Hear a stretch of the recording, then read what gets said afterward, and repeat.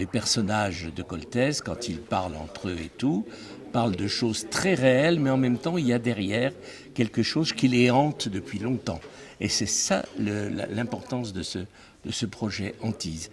Alors c'est pour ça qu'on essaye aujourd'hui d'aller chez les héritiers de Coltès, c'est-à-dire, comme disait Raymond Huchel, ce qu'il a ensemencé dans le théâtre d'aujourd'hui. C'est à la fois un homme qui a renouvelé l'art du théâtre, mais c'est un homme qui est un grand écrivain, surtout. Il y a incontestablement les 3 représentations de La Nuit juste avant les forêts à l'Opéra de Metz Métropole, avec la mise en scène de Paul-Émile Fourny et surtout la présence d'Hugo Becker, qui est quand même maintenant un des jeunes comédiens français les plus connus. Et nous sommes heureux d'avoir quelqu'un qui a l'âge de Coltès, qui a un look qui nous rapproche de ce qu'était Coltès, et qui en même temps, comme il l'a dit lui-même, qui est heureux de jouer un auteur, un dramaturge messin dans sa ville. C'est pas obligatoirement